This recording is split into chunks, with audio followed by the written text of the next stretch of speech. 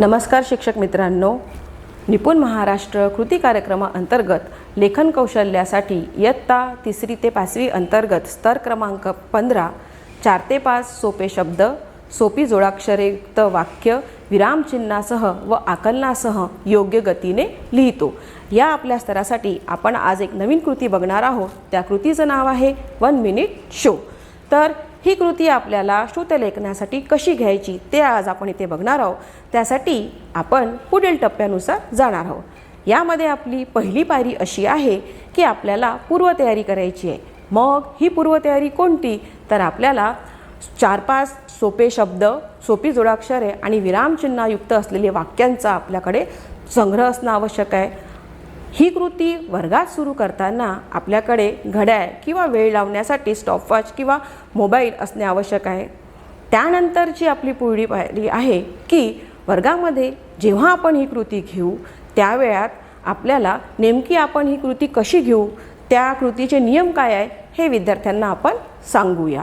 त्यानंतर हळूहळू पण स्पष्टपणे स्पष्ट उच्चारानंतर आपल्याला शब्द विद्यार्थ्यांना सांगायची आहे। सोबतच आपल्याला ही एक कल्पना इथे विद्यार्थ्यांसमोर स्पष्ट करायची आहे की सुरुवातीला हा आपण खेळ शब्दांसाठी घेत आहोत आणि त्यानंतर आपल्याला वाक्यासाठी घ्यायचं आहे। तर 1 मिनिटामध्ये मी तुम्हाला जेवढे शब्द सांगते ते तुम्हाला लिहायचे आहे। त्यानंतर 3री पायरी आपली अशी आहे की 1 मिनिट झाल्याच्या नंतर आपल्याला सर्वांचं जे लेखन आहे ते थांबवायचं आहे।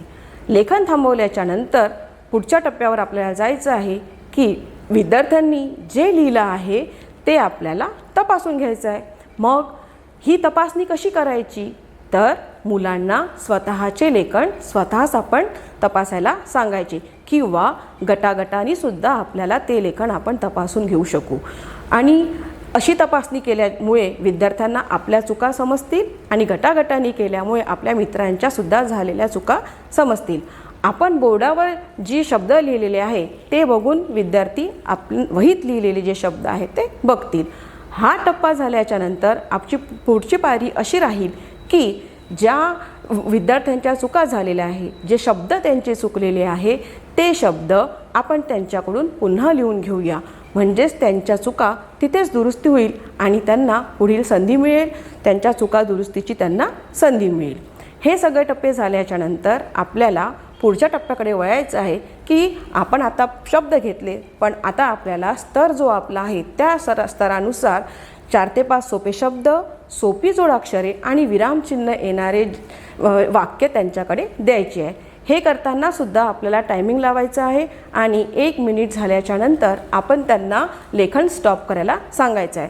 मग या 1 मिनिटामध्ये आपल्या वाचनानुसार आणि मुलांच्या लिहिण्यानुसार 4 ते 5 वाक्य सुरुवातीला होऊ शकेल, पण जसजसं त्यांना सवय होईल त्या सवयीनुसार ते जास्तीत जास्त वाक्य लिहिण्याचा प्रयत्न करील, फक्त त्या 1 मिनिटामध्ये। यामुळे काय होईल तर मुलांना जो श्रुतलेखनाचा जो भाग आहे, ज्या भागाची त्यांना भीती वाटते, जो भाग त्यांना अवघड वाटतो, तर मुले तो भाग खूप मनोरंजक पद्धतीने एन्जॉय करतील, लिहितील आणि सोबतच त्यांच्या चुकासुद्धा तेव्हा त्यांना कळेल। पण इथे कुठेही आपण त्यांना त्यांच्या चुका अतिशय सौम्य पद्धतीने आपण त्यांना सांगणार आहोत। या कृतीमुळे काय फायदे होईल तर मुलांना ऐकण्याची गती वाढेल, सोबतच लक्षपूर्वक ऐकून लेखन करण्याची गती वाढेल आणि हा खेळ मनोरंजक पद्धतीने आपण घेणार आहोत तर श्रुतलेखनासाठी नक्कीच त्यांना फायदा होईल। अशा पद्धतीने आपण 1 मिनिट शो ही कृती या श्रुतलेखनासाठी आपल्या स्तराकडे जाण्यासाठी निश्चितच फायदा होईल। धन्यवाद।